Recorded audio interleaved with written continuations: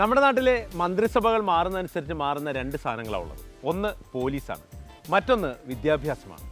വിദ്യാഭ്യാസത്തിൻ്റെ കാര്യം പറയാതിരിക്കുകയാണ് നല്ലത്.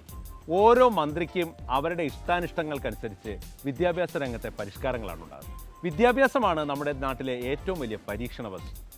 നിലവാരം ഉയർത്തി നിലവാരം താഴേക്ക് പോയ ഏക സാധനം എന്താണെന്ന് ചോദിച്ചാൽ അത് വിദ്യാഭ്യാസമാണ്. ഇപ്പം നമുക്കറിയാം, അച്യുതാനന്ദൻ മന്ത്രിസഭയിലെ വിദ്യാഭ്യാസ മന്ത്രി MA ബേബിയായിരുന്നു. ബേബി മതമില്ലാത്ത ജീവനെ കൊണ്ട് ചെയ്യാവുന്നതെല്ലാം ചെയ്യിച്ചു. പിന്നീട് വന്നത് ഉമ്മൻചാണ്ടിയുടെ സർക്കാരാണ്. ഉമ്മൻചാണ്ടി സർക്കാരിലെ അബ്ദുറബ്ബായിരുന്നു വിദ്യാഭ്യാസ മന്ത്രി.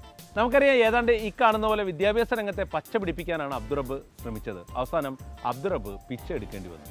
ഇത്രയേറെ വിദ്യാഭ്യാസ വിദഗ്ധരും വിദ്യാഭ്യാസ ഗവേഷകരുമൊക്കെയുള്ള ഈ കേരളത്തിൽ വിദ്യാഭ്യാസ രംഗമാണ് ഏറ്റവും കലുഷിതമായി നടക്കുന്നത്. എന്ത് സിലബസാണ് കുട്ടികൾക്ക് വേണ്ടത്, ആ കാലത്തിനനുസരിച്ചുള്ള മാറ്റങ്ങൾ എന്തൊക്കെയാണ്, ഇതൊന്നും നമ്മുടെ വിദ്യാഭ്യാസ രംഗത്ത് പ്രതിഫലിക്കാറില്ല. ഒരിക്കൽ ഒരു ടീച്ചർ ക്ലാസ്സിൽ ഐസക് ന്യൂട്ടനെ കുറിച്ചൊക്കെ വലിയ വായിൽ സംസാരിക്കുകയായിരുന്നു. ടീച്ചർ പറയാവുന്നത്രയും പറഞ്ഞു പൊലിപ്പിച്ചു. ഐസക് ന്യൂട്ടൻ്റെ കണ്ടുപിടുത്തമില്ലെങ്കിൽ ലോകത്തിൻ്റെ ഗതി എന്താകുമെന്നൊക്കെ എങ്ങനെ പറഞ്ഞു. അവസാനം എല്ലാവർക്കും അറിയാവുന്ന ആ കഥ ടീച്ചർ ആവർത്തിച്ചു. ഐസക് ന്യൂട്ടൻ ഒരു ആപ്പിൾ മരത്തിൻ്റെ ചുവട്ടിൽ പോയിരുന്നു. ആപ്പിൾ അദ്ദേഹത്തിൻ്റെ തലയിൽ വീണു. ഇതെല്ലാം കുട്ടികൾ സാഗൂതം കേട്ടുകൊണ്ടിരുന്നു. ഒടുവിൽ ഒരു ബിരുദൻ എഴുന്നേറ്റിട്ട് ചോദിച്ചു, ടീച്ചർ, ഐസക് ന്യൂട്ടനും ഞങ്ങളെപ്പോലെ ഈ ക്ലാസ്സിലിരുന്ന് ഇങ്ങനെ പാഠപുസ്തകം മാത്രം പഠിച്ചിരുന്നെങ്കിൽ എന്തെങ്കിലും കണ്ടുപിടിക്കുമായിരുന്നു. ഇതാണ് നമ്മുടെ വിദ്യാഭ്യാസ രംഗത്തും സംഭവിച്ചുകൊണ്ടിരിക്കുന്നത്.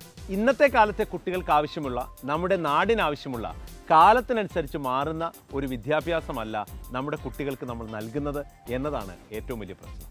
ഒരു അധ്യാപക ദിനം കൂടി കഴിഞ്ഞ ഈ വേളയിൽ ഇനിയെങ്കിലും ഇത്തരത്തിലുള്ള ഒരു ആലോചനകളിലേക്ക് ആരെങ്കിലുമൊക്കെ പോകും എന്ന് തന്നെ നമുക്ക് പ്രതീക്ഷിക്കാം. അല്ലെങ്കിൽ നമ്മുടെ വിദ്യാഭ്യാസ രംഗം ഇനിയും ഇങ്ങനെയൊക്കെ തന്നെ തുടർന്നുകൊണ്ടിരിക്കും.